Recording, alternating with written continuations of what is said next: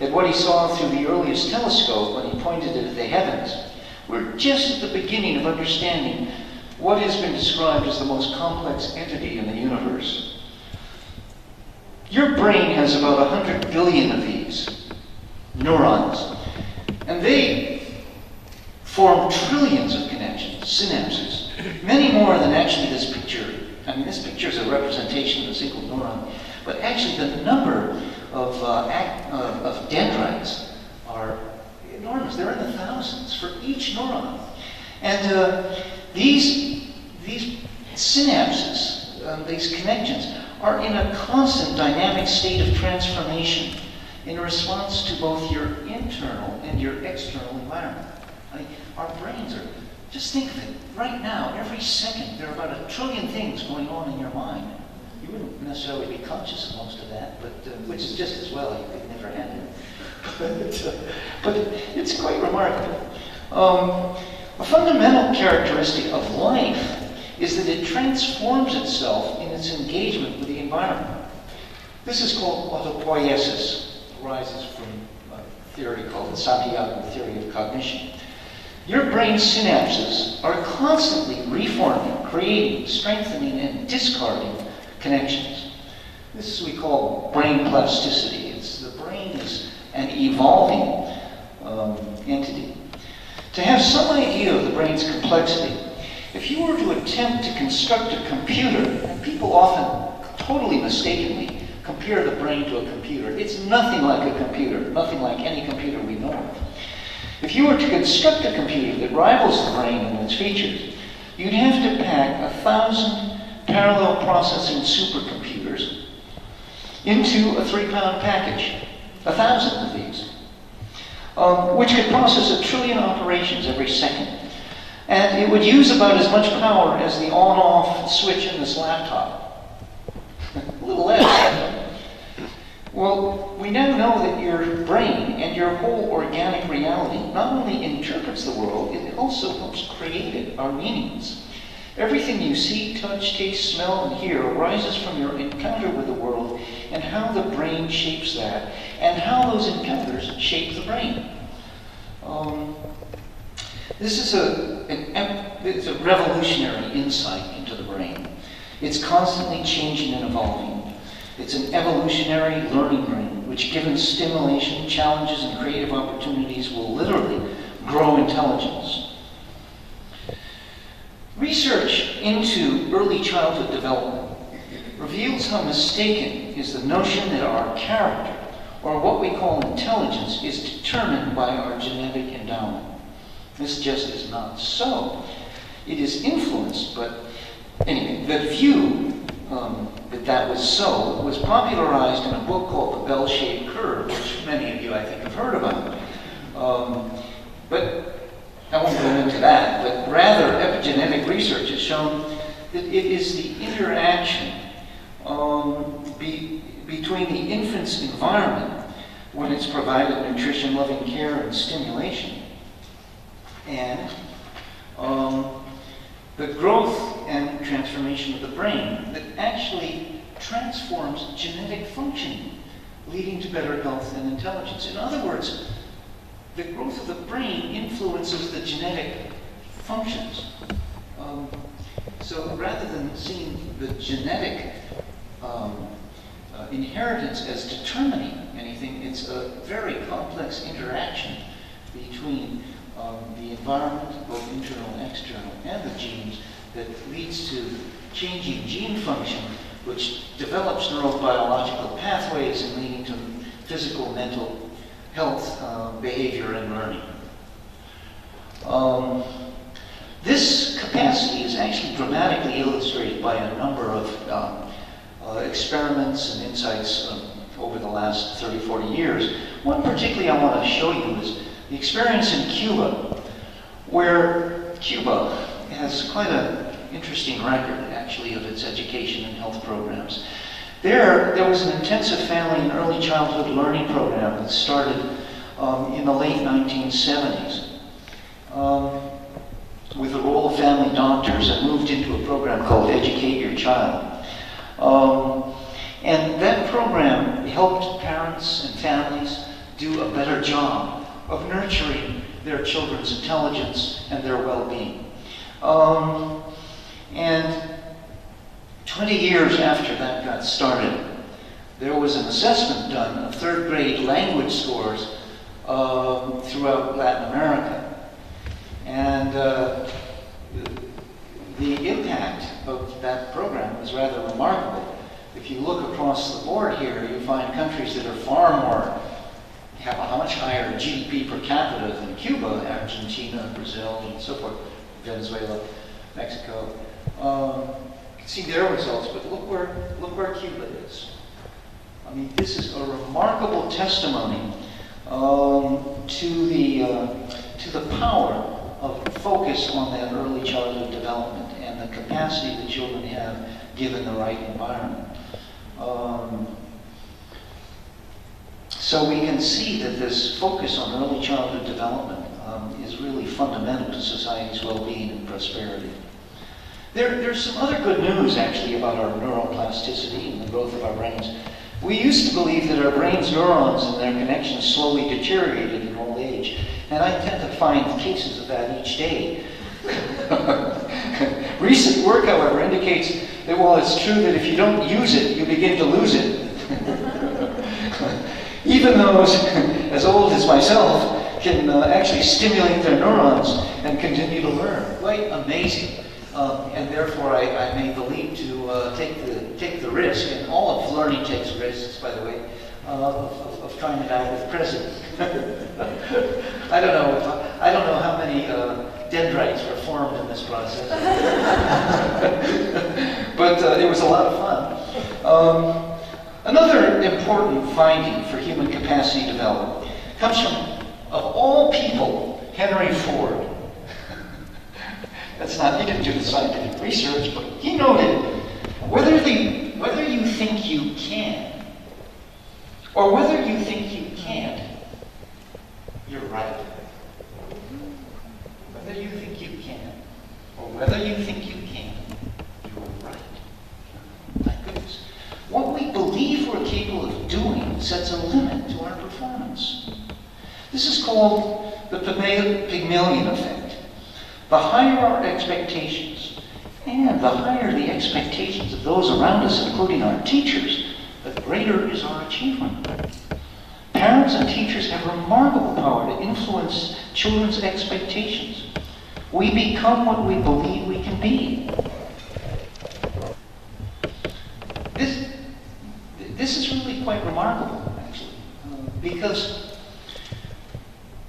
this brain plasticity throughout life and the incredible potential and capacity of the brain both point the way to challenging existing education assumptions, structures, and practices. We'll get a little bit more into that when we come to the third section about our education systems and what they do and how they do it and how they might do it. And how some of them do it.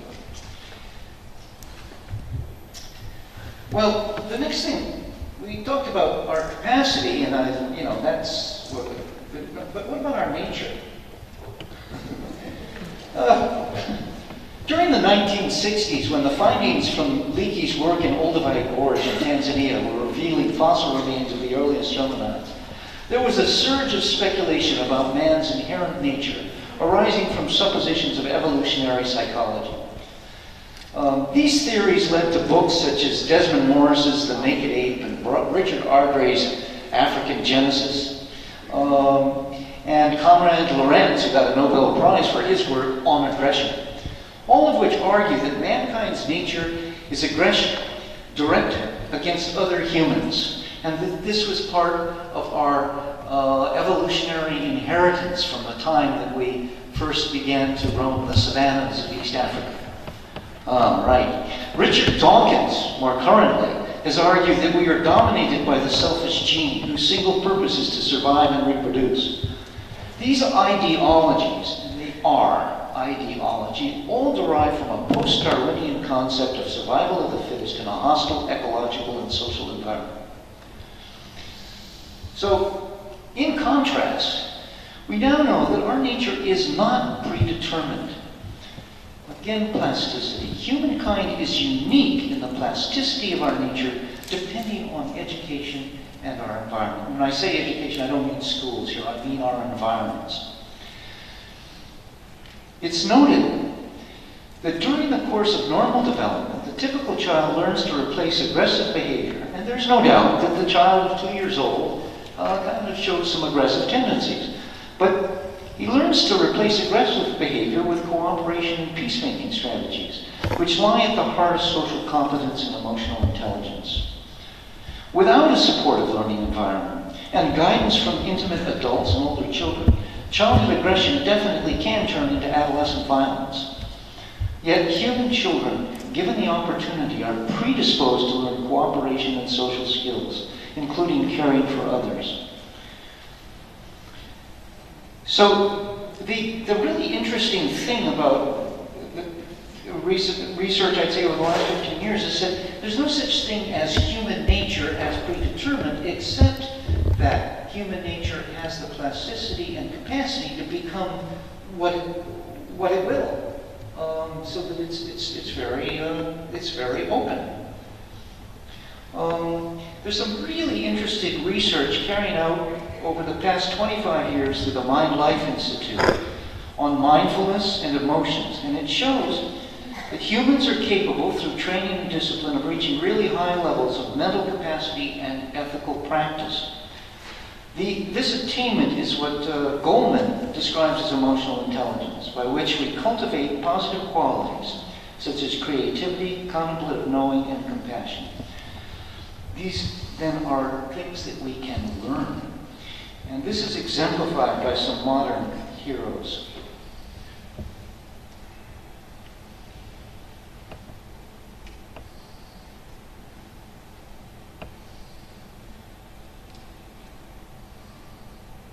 I love this.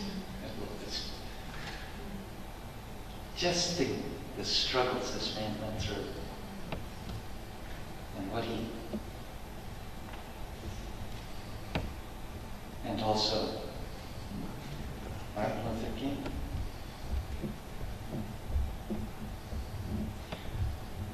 These people are not the outcome of genetics, but of learning and struggle and commitments.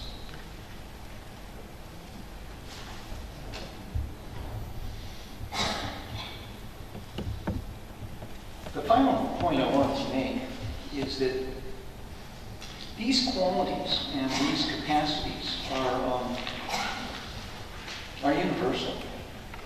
There's no one group in the world that has any greater capacity or any different nature than any other.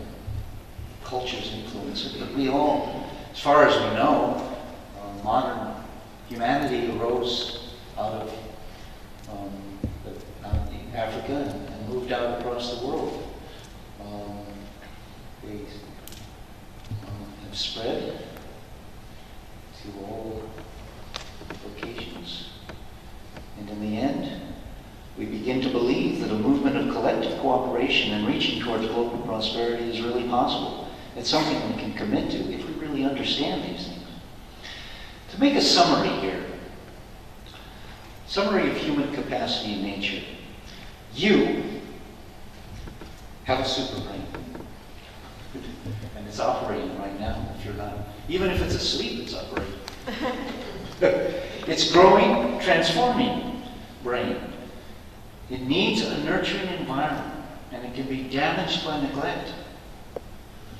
You have to use it or lose it from cradle to grave. You're not naturally aggressive, nor is your intelligence fixed. You can learn to be intelligent, mindful, creative, and compassionate. You are not your brain. Your choices and expectations determine who you are. Our origins are one. Our home is this planet. We are global citizens. We have the power and responsibility to achieve global prosperity. I'm going to slip in a quote that wasn't in the original presentation, but was slipped to me, and it kind of was cool. Half the harm that's done in this world is due to people who want to feel important. They do not mean to do harm. They're absorbed in their endless struggle to think well of themselves. That's also learned. Finally, then, the third part. I don't know what our time is. The third part. So, you can see from what everything said here how important. I'm used to walking around and so how important education is. And when we say education, not just schools and classrooms, but the whole education process is enormously important in bringing forth our capacities and realizing our potentials and developing our nature. And so we want to take a look at what the education system, schools and classes can do and do to contribute to global prosperity. But we're going to start by saying, let's think of us as global citizens for a moment. And if we were to put education systems on trial, and the trial is with the charge, oh, thank you. Great. Thank you. That's so much better. Into the amateur. If we were to put them on trial, the charge is our education systems fail to utilize what we now know about human capacity and human nature. What do you think it'd do? Let's see. Well, what about the prosecution? What will they say? Well, first, in most countries of the world, early childhood education is largely ignored in the public sector and is largely carried through by the upper class who realize its value and can pay for it. And early childhood education is a stepchild of the overall public education system in most countries of the world. There are a few exceptions. Cuba was one of them. That's the first try. Most school classrooms, I know not the ones here, generally work as if the task was to pour knowledge contained in the syllabus into empty vessels, students' brains, what Freire called banking education. That is still major technology used in most of the schools. We design standardized tests, or we use them, that do not measure knowledge and competency